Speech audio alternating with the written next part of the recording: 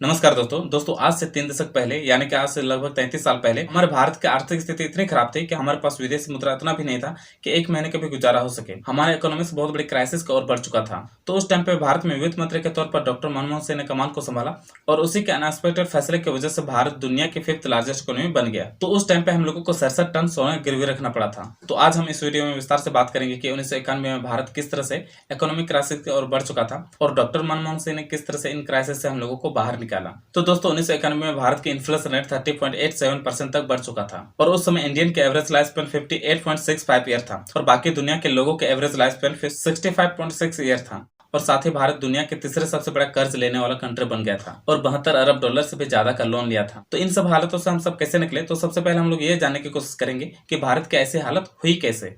तो सबसे पहले शुरू करते हैं 1947 से, जब हम भारत एक लंबी लड़ाई लड़ने के बाद हम आजाद हुए और इसके बाद भी हम लोगों को 3 और युद्ध लड़ना पड़ा था, एक चीन से और 2 पाकिस्तान से। और आपको पता होगा कि जिस देश में अगर वॉर चल रहा होता है, जिस देश में युद्ध चल रहा है, तो उस देश की इकोनॉमी बहुत तेजी से गिर रही होती है। तो हमारे भारत के साथ भी ऐसा ही हुआ था और इन लड़ाई का असर हमारे कारोबार पर पड़ने लगा और बॉर्डर पर ज्यादा से ज्यादा रिसोर्सेज प्रोवाइड करने के लिए सरकारी खजाने को खाली करना पड़ा और इन सब का इम्पैक्ट धीरे धीरे इंडियन इकोनॉमी पर पड़ने लगा। केवल वॉर एक ऐसा रीजन नहीं था जिससे हमारे भारत की आर्थिक स्थिति खराब हुई, साथ में ये भी था कि हमारे द्वारा बनाए गए पॉलिसी ऐसे था जिससे हमारे इंडियन इकोनॉमी पर असर डाला।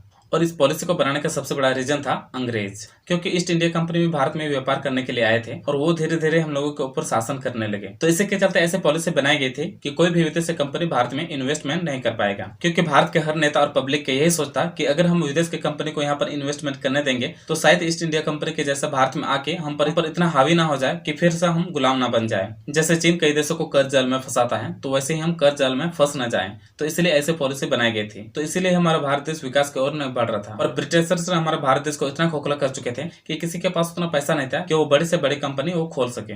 ऐसे में उस टाइम जो भी मेजर इंडस्ट्री थे, जैसे कि infrastructure, telecom, steel and mining, तो ये सब गवर्नमेंट को ही खोलना पड़ता था। गवर्नमेंट को छोड़कर बहुत कम ऐसे बिजनेस में थे जो खुद के बिजनेस को सेटअप करके जो देश की इकोनॉमी में मेजर कंट्रीब्यूशन दे रहे थे।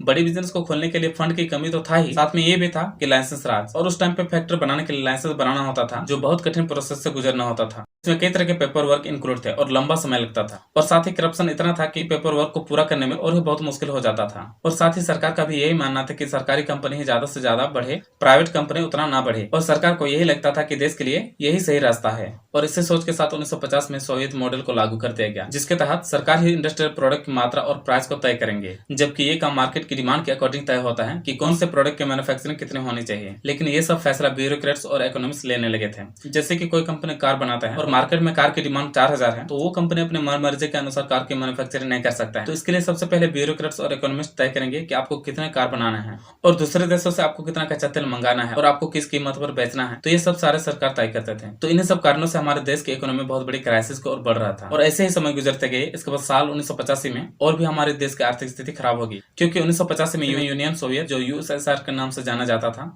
उस समय 15 देशों का समूह था, जो 15 देशों में 1985 में वो विभाजित हो गए। और उस समय यूएसएसआर हमारे भारत के बहुत बड़े सपोर्टर थे, क्योंकि वो ट्रेड और टेक्नोलॉजी के मामले में बहुत सारे सिस्टम प्रोवाइड करते थे। और इसके बाद 1990 में गल्फ वॉर शुरू हो गया, जो अमेरिका समेत 38 देश शामिल थे और ज्यादातर देश गल्फ कंट्री से पेट्रोलियम को मंगाते थे। तो इसीलिए इस वॉर का असर हमारे देश में भी असर दिखने लगा और ग्लोबल स्तर पर पेट्रोल का दाम बहुत ज्यादा बढ़ गया, जिससे व्यापार करने में दिक्कत हुई और इकोनॉमी गिर गई। इस वॉर से केवल पेट्रोल पर ही नहीं, बल्कि गल्फ कंट्री में काम करने वाले इंडियंस के इनकम पर भी नेगेटिव इंपैक्ट पड़ने लगा, जिससे रेमिटेंस कम आने लगा, जिससे लोगों का जीवन स्तर खराब हो गया। और ऐसे में हमारे भारत की आर्थिक स्थिति इतनी खराब हो गई कि विदेश से सामान को मंगाने के लिए हमारे देश में विदेशी मुद्रा मात्र 2500 करोड़ रुपए बचे।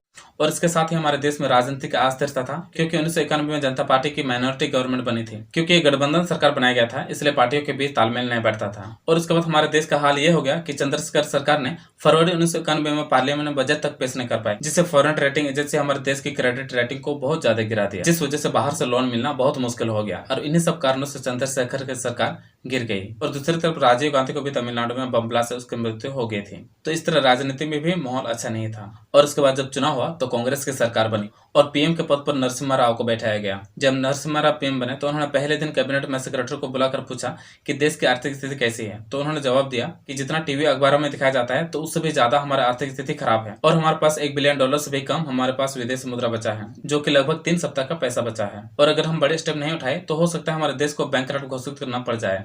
तब ये सब जानकारी मिलने के बाद पीवी नरसिम्हा राव ने डॉक्टर मनमोहन सिंह को बुलाया, जो कि पहले आरबीआई के गवर्नर और फाइनेंस सेक्रेटरी रह चुके थे, और उसको फाइनेंस मिनिस्टर बना दिया गया और उससे कहा गया और आज से देश को बचाना आपकी जिम्मेदारी है। और उसके बाद 1 महीने बाद बजट को ऐसा सबमिट किए कि देश की आर्थिक स्थिति पूरी तरह से बदल कर रख दिया।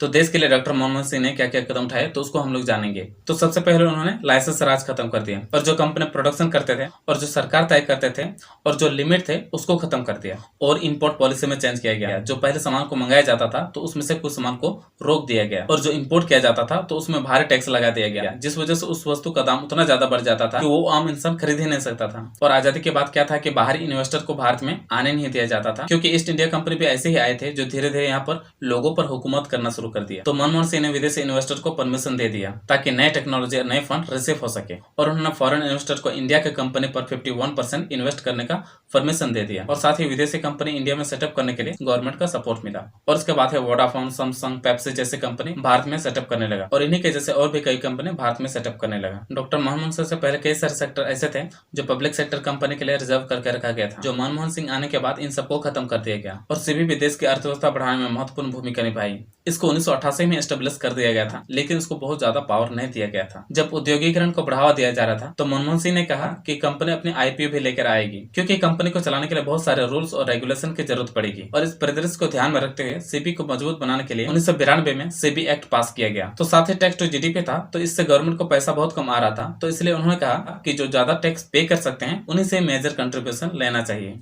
और उसके बाद इनडायरेक्ट टैक्स जो गुड्स एंड सर्विस टैक्स पर लगाए जाते हैं तो उन पर ज्यादा ध्यान दिया जाने लगा। और भारत में विदेशी मुद्रा खत्म हो गया था, तो इसलिए मनमोहन सिंह ने 67 टन सोना गिरवे रखकर इंटरनेशनल मॉनेटरी फंड से $2.2 बिलियन इंटरनेशनल मॉनेटरी फंड से लेकर आया था, ताकि फॉरेन एक्सचेंज को तुरंत बढ़ाया जा सके। उस समय बहुत जरूरी था, क्योंकि उस समय क्रेडिट स्कोर डाउन होने की वजह से कोई भी इंडिया को लोन देने के लिए तैयार नहीं था। तो डॉक्टर मनमोहन सिंह ने इस तरह हमारे देश को बैंकरप्ट होने से बचाया, एक बहुत बड़ी इकोनॉमिक क्राइसिस से हम लोगों को बचाया। और अगर आपको वीडियो इन्फॉर्मेटिव लगा तो हमारे चैनल को सब्सक्राइब करें, लाइक करें, शेयर करें। तब तक के लिए जय हिंद।